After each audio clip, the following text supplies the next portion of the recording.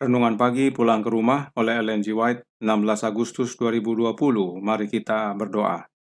Bapa kami yang di sorga, Allah pencipta langit dan bumi, laut dan segala isinya, Allah yang maha besar, maha kuasa, sumber segalanya, yang kami sembah selalu melalui anakmu yang tunggal, Yesus Kristus. Terpujilah Yesus, anak Allah yang maha tinggi, satu-satunya jalan dan kebenaran dan hidup bagi kami. Pada pagi hari ini kami bersyukur boleh bangun dan berbakti dan sebagaimana mendengarkan nasihat firman Tuhan. Kiranya Roh Yesus menolong kami agar kami mengerti dan menjadikan kebenaran ini bagian hidup kami. Beserta kami sepanjang perbaktian ini, kehendak-Mu yang jadi, ampunkan kami akan dosa dan salah, karena kami berdoa hanya melalui Yesus Kristus, anak Allah yang tunggal, yang adalah Tuhan dan Juru Selamat kami. Amin. Renungan hari ini akan dibacakan oleh Ibu Connie Wentuk. Silahkan Ibu Connie. Shalom, selamat pagi. Bacaan renungan pagi pulang ke rumah 16 Agustus 2020 dengan judul Berurusan dengan Kesalahpahaman. Ayat inti 1 Korintus 6 ayat 1 yang mengatakan, apakah ada seorang di antara kamu yang jika berselisih dengan orang lain berani mencari keadilan pada orang-orang yang tidak benar dan bukan pada orang-orang kudus? Apapun karakter dari pelanggarannya, ini tidak mengubah rencana yang dibuat Tuhan untuk penyelesaian kesalahpahaman dan luka-luka pribadi. Berbicaralah sendirian dalam tabiat Kristus kepada orang-orang yang bersalah, sering akan menghilangkan kesulitan. Pergilah ke orang yang bersalah dengan hati yang dipenuhi dengan cinta dan simpati Kristus dan berusaha untuk menyesuaikan masalah ini. Bimbing dia dengan tenang dan tentram. Jangan biarkan kata-kata marah keluar dari bibir Anda. Bicara dengan cara yang akan menarik penilaiannya yang lebih baik. Ingat kata-kata, barang siapa membuat orang berdosa berbalik dari jalannya yang sesat, ia akan menyelamatkan jiwa orang itu dari maut dan menutupi banyak dosa. Yakobus 5 ayat 20. Bawa ke saudaramu obat yang akan menyembuhkan penyakit ketidakpuasan. Lakukan bagian Anda untuk membantunya. Demi perdamaian dan persatuan jemaat, rasakan sebagai hak istimewa serta kewajiban untuk melakukan hal ini. Jika dia mendengarmu, kamu telah mendapatkan dia sebagai teman. Seluruh anggota surga tertarik pada wawancara antara orang yang terluka dan yang berdosa. Ketika orang yang berdosa menerima teguran yang ditawarkan dalam kasih Kristus dan mengakui kesalahannya, meminta pengampunan dari Allah dan dari saudaranya, sinar matahari surga memenuhi hatinya. Kontroversi berakhir, persahabatan dan kepercayaan diri dipulihkan. Minyak cinta menghilangkan rasa sakit yang disebabkan oleh kesalahan. Roh Allah mengikat hati ke hati dan ada musik di surga yang dibawa oleh persatuan. Karena mereka yang dipersatukan dalam persekutuan, Kristen menawarkan doa kepada Allah dan berjanji untuk berlaku adil, untuk mengasihi belas kasihan, dan hidup dengan rendah hati bersama Allah. Berkat besar datang kepada mereka. Jika mereka telah menganiaya orang lain, mereka melanjutkan pekerjaan pertobatan, pengakuan, dan restitusi, sepenuhnya siap untuk melakukan kebaikan satu sama lain. Ini adalah penggenapan dari hukum Kristus. Jika ia tidak mendengarkan engkau, bawalah seorang atau dua orang lagi, supaya atas keterangan 2 atau 3 orang saksi, perkara itu tidak disangsikan.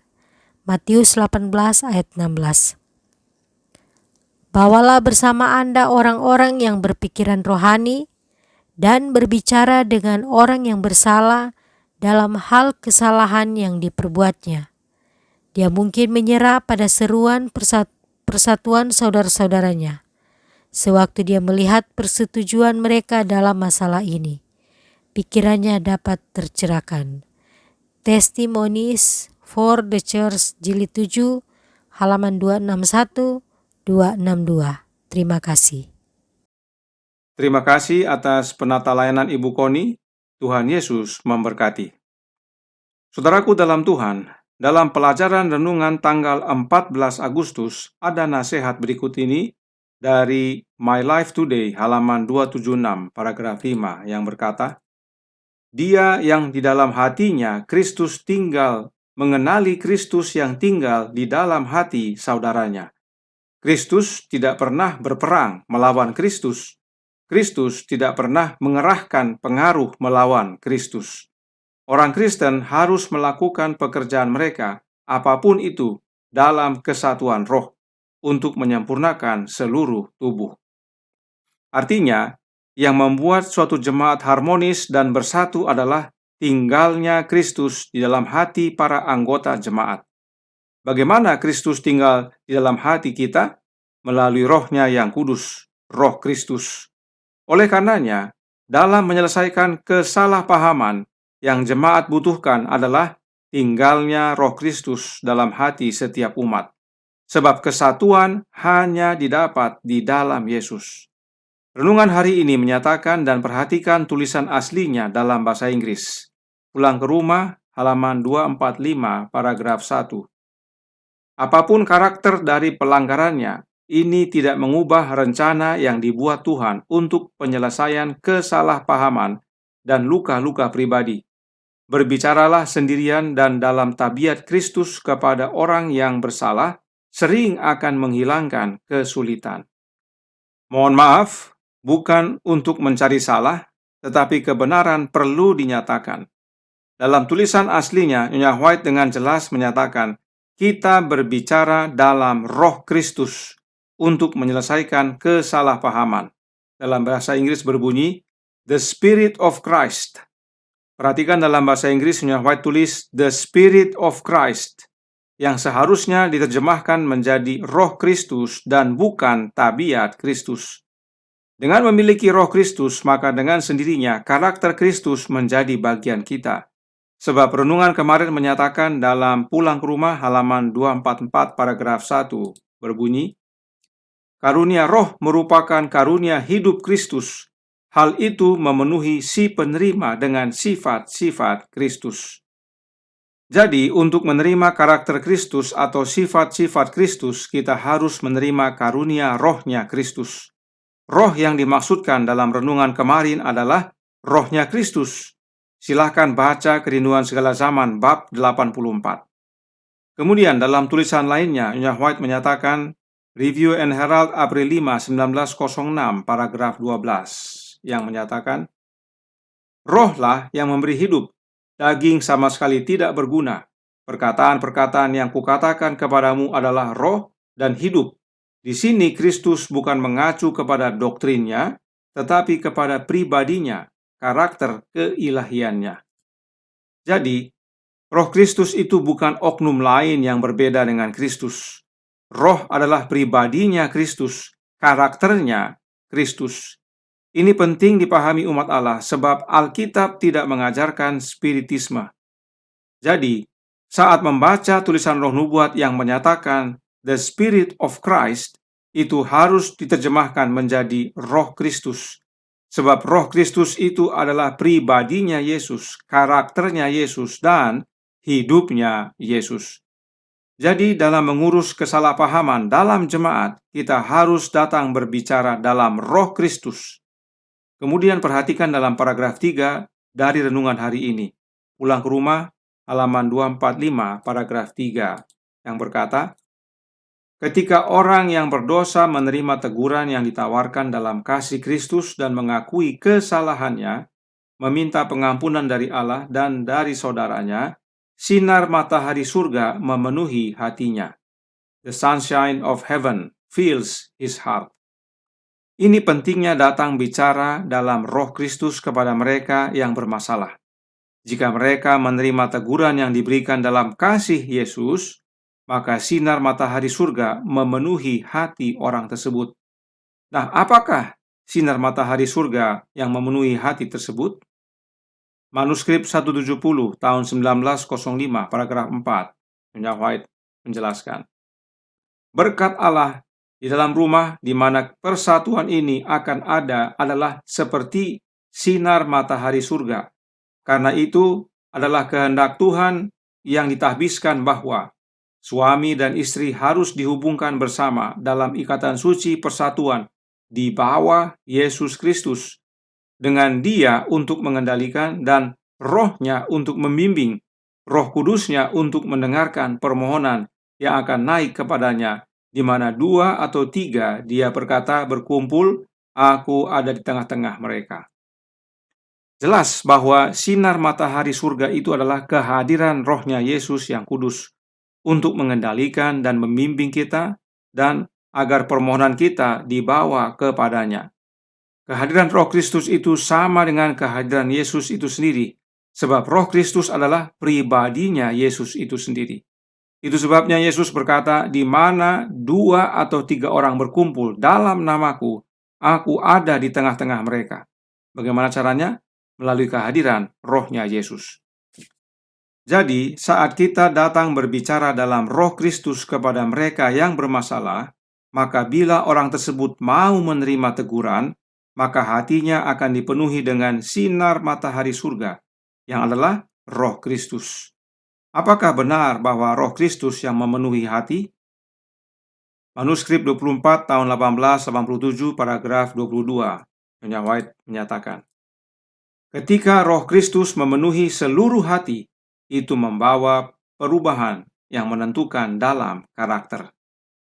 Inilah pentingnya mengizinkan Roh Nubuat menjelaskan dirinya sendiri. Dalam mengurus dengan kesalahpahaman, solusinya cuma satu, yaitu miliki Roh Kristus. Laksanakan dalam Roh Kristus, dan biarlah orang yang mau mendengarkan nasihat, hatinya terbuka untuk masuknya Roh Kristus. Perhatikan ayat inti hari ini menyatakan, 1 Korintus 6 ayat 1. Apakah ada seorang di antara kamu yang jika berselisih dengan orang lain, berani mencari keadilan pada orang-orang yang tidak benar dan bukan pada orang-orang kudus? Pertanyaan ini sudah ada sejak zaman rasul-rasul, dan pertanyaan ini masih berlaku sampai sekarang. Sebab sampai sekarang masih ada perselisihan di antara umat Allah, bahkan di antara organisasi gereja, yang diselesaikan melalui jalur orang-orang yang tidak benar. Ulangi, karenanya renungan hari ini adalah nasihat yang sangat baik bagi kita semua. Urusan jemaat adalah urusan Yesus. Kenapa? Efesus 5 ayat 23 berkata, karena suami adalah kepala istri, sama seperti Kristus adalah kepala jemaat. Dialah yang menyelamatkan tubuh. Kristuslah kepala tubuh, yaitu jemaatnya. Lalu mengapa kita sebagai umatnya, jika terjadi perselisihan di dalam gereja atau antar sesama anggota, kita pergi ke orang-orang yang tidak kudus? Kita seharusnya datang kepada Yesus yang adalah kepala jemaat, dan Yesuslah yang selamatkan jemaatnya. Bagaimana caranya? Dengan menerima Roh-Nya Kristus. Inilah satu-satunya cara yang Alkitab dan Roh Nubuat nasihatkan dalam menyelesaikan masalah perselisihan atau salah paham di dalam jemaat. Tuhan memberkati, saya bawa dalam nama Yesus. Amin. Mari kita berdoa. Bapa kami yang di sorga, Allah pencipta langit dan bumi, laut dan segala isinya, Allah yang kami sembah selalu melalui anak-Mu yang tunggal, Yesus Kristus. Terima kasih atas nasihat yang sangat baik, bahwa jemaat ini kepalanya adalah Yesus. Karenanya jika terjadi perselisihan, umat harus datang kepada Yesus, meminta Roh-Nya, karena dalam menegur, dalam menjangkau jiwa yang bersalah, harus dengan Roh Kristus, sebab hanya Kristus yang mempersatukan umat-Nya. Inilah pentingnya kami memahami kebenaran tentang Allah, dan biarlah melalui pekabaran ini kami boleh menyatakan yang benar, menghidupkan kebenaran dan menjadi kesaksian bagi sesama. Tolong kami sepanjang hari ini ya Bapa, Beserta kami ya Yesus, kehendak-Mu yang jadi, ampun kami akan dosa dan salah, karena kami berdoa hanya melalui anak-Mu yang tunggal, Yesus Kristus yang adalah Tuhan dan Juru Selamat kami. Amin.